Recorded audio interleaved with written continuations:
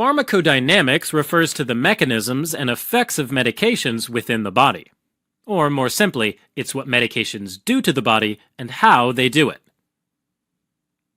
Alright, so in order to have an effect, many medications have to reach their target cells and bind to a receptor. Receptors are specialized proteins found inside the cell or on its membrane. When they bind to a signal molecule called a ligand, they can alter their shape or activity, which ultimately results in some change in the cell's activity or behavior. You can imagine the ligand as the key that fits into the lock, which is the receptor, causing it to open or activate. Now, depending on the effect a medication has on its receptor, they are often divided into two major categories: agonists and antagonists. An agonist is a medication that mimics the action of the signal ligand by binding to and activating a receptor. On the other hand, an antagonist is a medication that typically binds to a receptor without activating them, but instead decreases the receptor's ability to be activated by other agonists.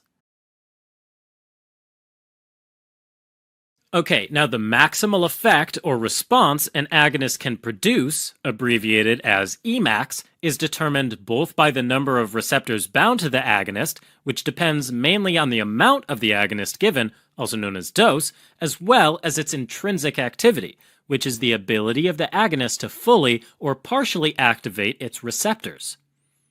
So let's plot all of this into a nice graph to show the relationship between the dose given on the x-axis, usually on a logarithmic scale, and the response produced on the y-axis.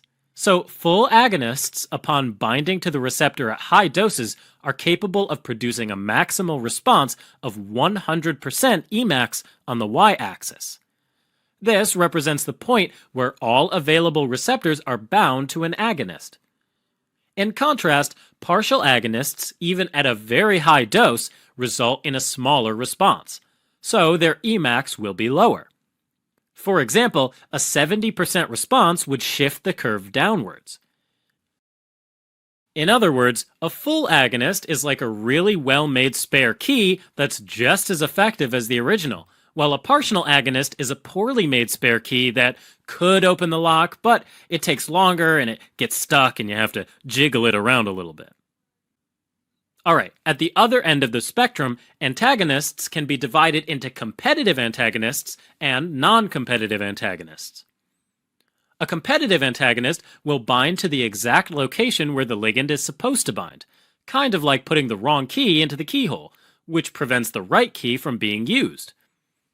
Now, competitive antagonists can be reversible, where they can unbind from the receptor after a while, or irreversible, where they bind to the receptor permanently.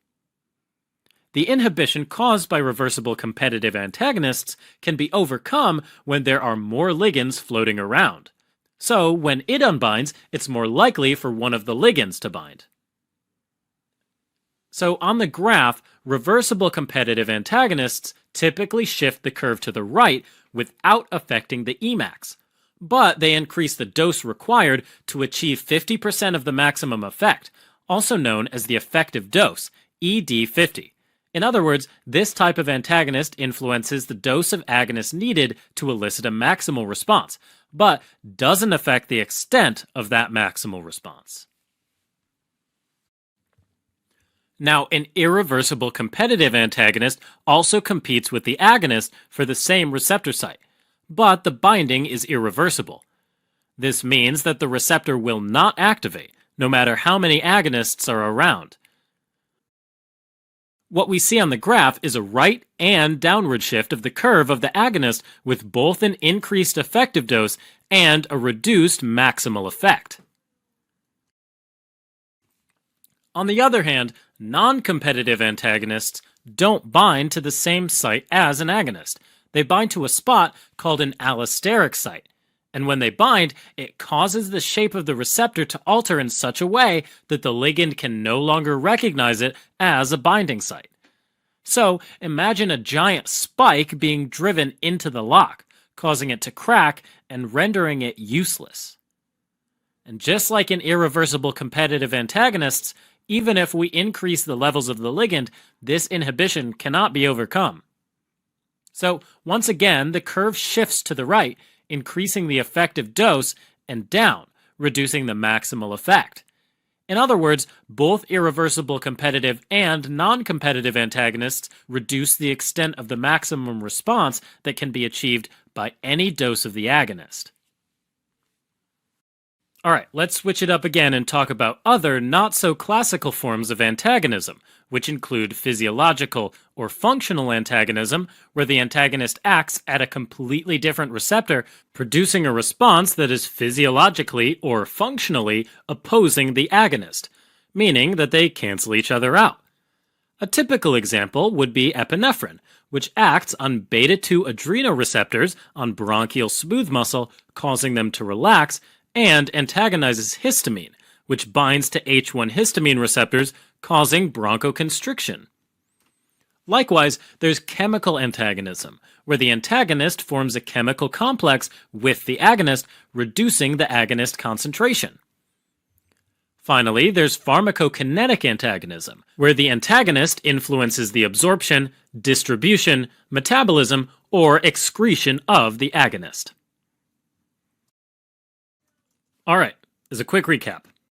Agonists activate receptors and can be divided into full agonists, which can produce a maximal response, and partial agonists, which can only produce a submaximal response.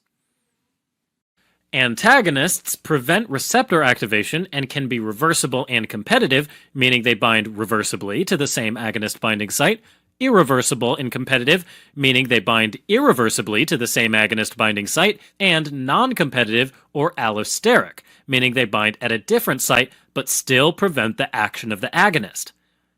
Reversible competitive antagonism can be overcome by adding more agonist, while both irreversible competitive and non-competitive antagonism cannot. Lastly, there are physiological or functional antagonists, chemical antagonists, and pharmacokinetic antagonists as well. Dừng chân trên bến chiều nắng trước vai